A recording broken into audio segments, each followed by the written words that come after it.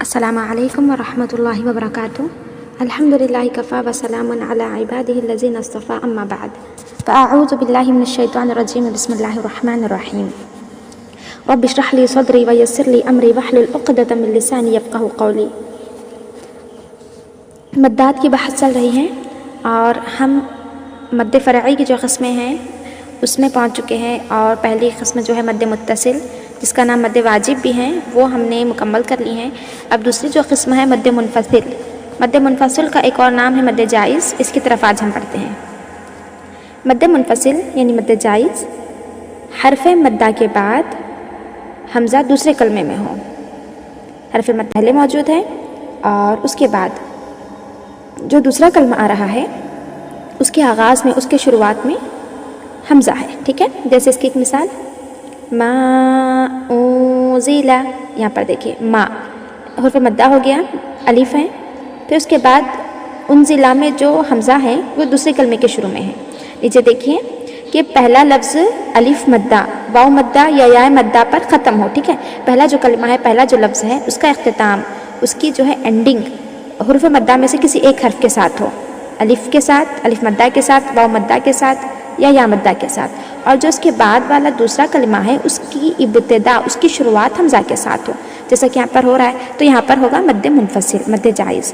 अब देखिए कि मिक़दार मद्दे मुनफ़सिल को कितना लंबा करना है, तो इसको लंबा करेंगे तवस्सुत के साथ। तवस्सुत यानी कि दरमियानी, 4 हरकत के बराबर, यानी 2 अलिफ। 4 हरकत बोले या 2 अलिफ एक ही बात है। ठीक है, और कह रहे हैं कि यहाँ बतरीक़े जज़री क़सर भी जायज़ है। एक बहुत बड़े आलिम दीन गुज़रे हैं जिन्होंने तजवीद के मैदान में बहुत नुमाया काम किया है और उनकी किताब माशाल्लाह बहुत मशहूर है, इमाम जज़री रहमहुल्लाह। तो उनका जो तरीक़ा रहा है तजवीद के ज़िमन में, यानी कि मद के मुतालिक़ वो जो कहते हैं मद्दे मुनफ़सिल के बारे में, कहते हैं कि यहाँ पर हम क़सर भी कर सकते हैं। क़सर हम ये शुरू से पढ़ रहे हैं, यानी कि एक अलिफ या फिर 2 हरकत, उसका जो है निस्फ़, उसका जो है आधा। जैसे मद्दे मुनफ़सिल की जो आम मक़दार बताई जाती हैं वो 4 हरकत यानी कि 2 अलिफ बताई जाती हैं, 4 हरकत या 2 अलिफ।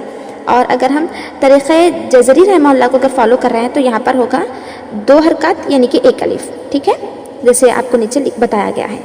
अब देखिए इसके साथ हमें ये बात भी याद रखनी ज़रूरी है कि मद्दे मुनफ़सिल जायज़, जो कि मद्दे मुनफ़सिल को जो कि मद्दे जायज़ भी कहते हैं, इसमें हमें ये भी इख्तियार है कि हम चाहे तो तवस्सुत करें, यानी कि 4 हरकत के बराबर लंबा करें, या क़सर करें, दोनों तरह से पढ़ सकते हैं। लेकिन अगर हम मद्दे मुनफ़सिल यानी कि मद्दे जाइज़ क़सर मिक़दार में पढ़ना चाहते हैं तो आपके सामने लिखे हुए 10 उसूलों का ख्याल रखना होगा। ठीक है, ये जो सामने स्क्रीन पर आपको 10 उसूल बताए जा रहे हैं उनका ख्याल रखना होगा जब हम जो है मद्दे मुनफ़सिल को क़सर की मिक़दार में पढ़ रहे हैं। तो इन उसूलों का ख्याल रखना बेहद ज़रूरी है। ठीक है, तवस्सुत मिक़दार में पढ़ते वक्त यानी कि दरमियानी मिक़दार में अगर हम पढ़ रहे हैं 4 हरकत के बराबर लंबा करके, तो ऐसे वक्त में कोई मख़सूस उसूल लागू नहीं होता। जैसे क़सर के लिए कुछ उसूल है ना, तवस्सुत के लिए ऐसे कोई उसूल नहीं है। दोनों मिक़दारों में कोई भी मिक़दार हम अपना सकते हैं, चाहे तो 4 हरकत के बराबर लंबा करें तवस्सुत करते हुए, या फिर 2 हरकत के बराबर लंबा करें क़सर करते हुए। लेकिन याद रखें ये बात ज़रूरी है कि हर जगह एक ही मिक़दार से पढ़ा जाए। यानी क्या मतलब कि तिलावत शुरू करने के बाद मद्दे मुनफ़सिल को अगर हम एक मकाम पर क़सर के साथ पढ़ रहे हैं, 2 हरकत यानी 1 अलिफ के साथ पढ़ रहे हैं, तो अब हर जगह हमको करना क्या है कि क़सर के साथ ही पढ़ना है। हमारी तिलावत के दौरान जहाँ मद्दे मुनफ़सिल आए हर जगह हमको क़सर ही करना है। ठीक है, और अगर हम तवस्सुत के साथ पढ़ रहे हैं, जहाँ कहीं मद्दे मुनफ़सिल आया, हमने पहली मरतबा तवस्सुत किया, दरमियानी मिक़दार में लंबा किया, 4 हरकत के बराबर यानी 2 अलिफ के बराबर, तो तिलावत के ख़त्म होने तक हमको तवस्सुत का ही ख्याल रखना है। ठीक है, उसके बाद देखिए चूँकि मद्दे मुनफ़सिल में तवस्सुत यानी कि 4 हरकत की मिक़दार के बराबर पढ़ना ये ज़रूरी नहीं है, तो इसीलिए जो है इसको मद्दे मुनफ़सिल जायज़ भी कहते हैं, क्योंकि यहाँ पर 2 तरीक़े हैं, या तो 4 हरकत के बराबर लंबा करें तवस्सुत करते हुए, या फिर क़सर करते हुए 2 हरकत के बराबर लंबा करें। ठीक है, तो इस वजह से क्योंकि दोनों तरीक़े जायज़ है, इस वजह से इस मद को मद्दे जायज़ भी कहते हैं, क्योंकि इसमें दोनों तरीक़ों पर अमल हो सकता है। चले आए अब हम उसकी मिसालें देखते हैं। मद्दे मुनफ़सिल की जो मिसालें हैं, यहाँ पर तक़रीबन 5 मिसालें लिखी गई हैं। आपके सामने इन 5 मिसालों को दोनों तरीक़ों के साथ पढ़ा जाएगा। یعنی پہلی دفعہ ہم ان مثالوں میں جہاں مد ہو رہا ہے وہاں پر توسط کریں گے، یعنی کہ 4 حرکات یعنی 2 الف کے برابر لمبا کریں گے، اور دوسری دفعہ جب ہم ان مثالوں کو پڑھیں گے تو تب ہم قصر کریں گے، ٹھیک ہے، جو کہ ایک اور طریقہ ہے اس مد کو پڑھنے کا کہ ہم اس میں 2 حرکات یعنی کہ 1 الف کے برابر بھی لمبا کر سکتے ہیں، ٹھیک ہے۔ تو چلے آگے بڑھتے ہیں۔ لا اقسم هذه ایمانا قالوا آمنا فأوحى إليه أمره إلى الله۔ یہاں پر غور کیجئے، ہر مثال کے نیچے جہاں پر پہلے کلمے کا آخری حرف حرف مدہ ہے اور دوسرے کلمے کا آغاز حمزہ سے ہو رہا ہے تو اس کے نیچے نشان لگایا گیا ہے۔